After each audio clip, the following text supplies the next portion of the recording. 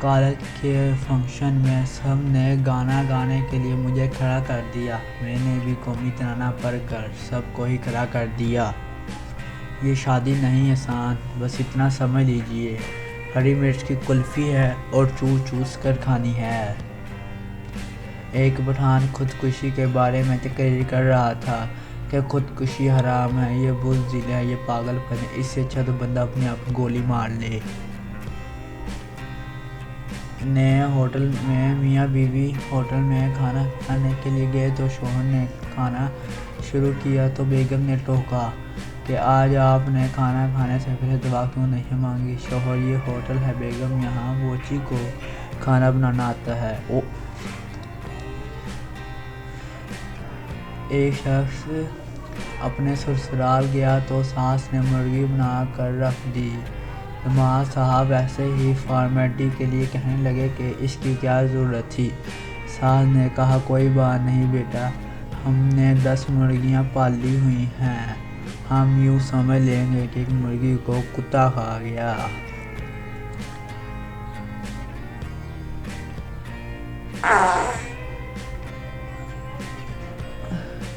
بیوی: شکر ہے آپ صحیح سلامت گھر واپس آ گئے۔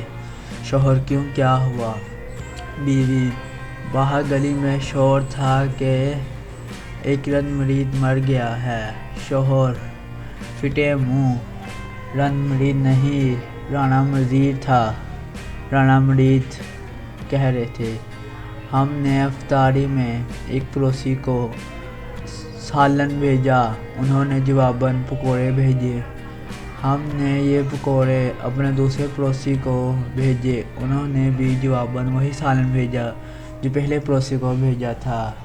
کیا یہ افطاری ہے یا یہ منی لانڈرنگ ہو رہی ہے؟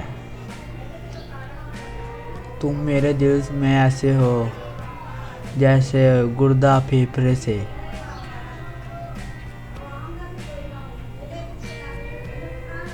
لڑکی: اگر مجھ سے شادی کرنی ہے تو ہر ہفتے پاپا کو امی کو 5 کلو آٹا اور ابو کو 10 پاپا کو اسکوٹر میں 10 لیٹر تیل ڈلوا کرنا ہوگا۔ لڑکا: اچھا بہن، میں واپس چلتا ہوں۔ محبوب کے تانے اور نصرت صاحب کے گانے بابا جی سیدھا دل پر جا کر لگتے ہیں، دل پر۔